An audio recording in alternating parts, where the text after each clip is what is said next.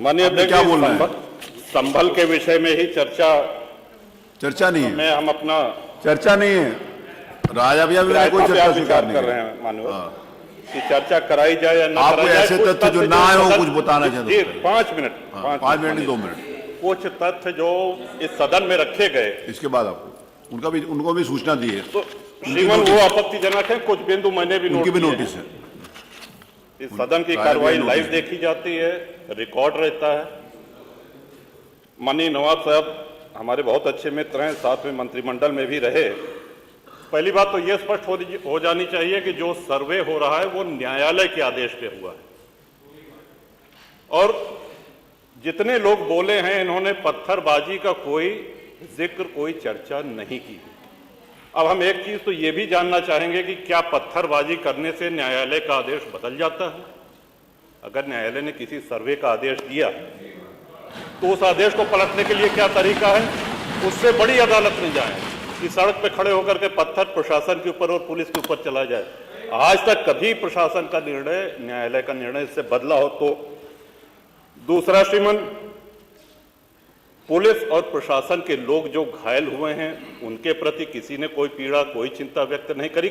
बहुत गंभीर मामला है ये। ठीक उसी तरह है जैसे बहराइच में 22 साल का एक नौजवान राम गोपाल मिश्र, 4 महीने पहले शादी हुई थी उसकी, हत्या कर दी गई। इतनी निर्मम हत्या करी गई, इतनी गोलियां शरीर में मारी गई, हाथ के नाखून भी निकाल लिए गए। अपराध क्या था कि उसने अपने धर्म का एक झंडा लगा दिया। श्रीमान, इसी चर्चा में एक बड़ा रोचक तथ्य सामने आया। माननीय नवाब साहब ने कहा कि कुंदरकी में लूट हुई है, लूट करके, वोट लूट करके ये विधायक बन गए हैं, वरना कुंदरकी में 65% मुसलमान हैं, 35% हिंदू हैं, तो रामवीर सिंह कैसे जीत जाता? ये कार्रवाई में है हमारा। तो मनोहर, एक सवाल हम ये भी करना चाहते हैं कि जिन विधानसभाओं में मुस्लिम मतदाता की संख्या हिंदू से कम है, क्या वो लूट करके विधायक बन के आते हैं?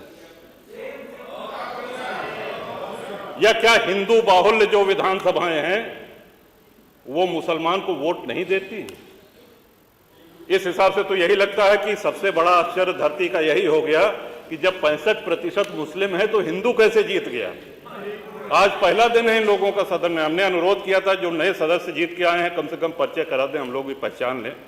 हमारा कोई परिचय नहीं है रामवीर जी से, लेकिन वो निर्वाचित सदस्य हो चुके हैं, सदन के सम्मानित सदस्य हैं, उनका इस तरह से अपमान करना, उनको लुटेरा कहना, ये तो आपत्तिजनक है। और सर्वे हम बोल रहे तो आप बोले।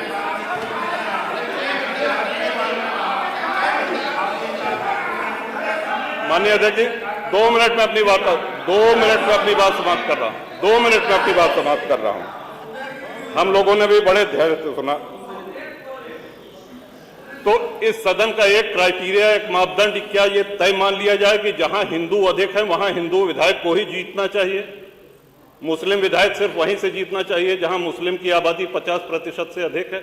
अगर ऐसा नहीं हुआ तो ये मान लिया जाए कि वोटों की लूट हो रही है, या विधायक लुटेरा बन के वोट को लूट करके जीत करके आया है, बेईमानी से आया है? तो श्रीमान, ये तो इन शब्दों को कार्रवाई से हटाया जाना चाहिए।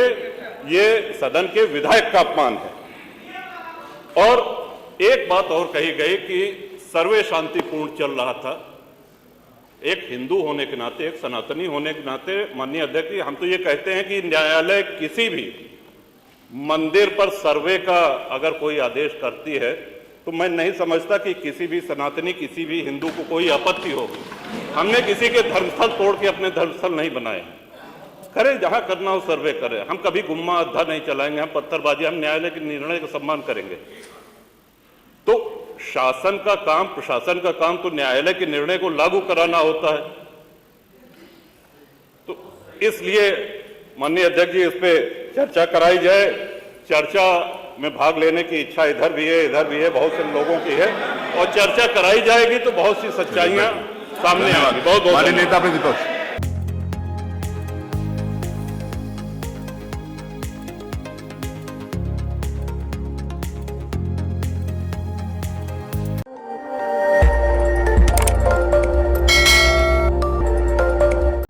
आपकी, नजर हमारी। देखते रहिए आई इंडिया।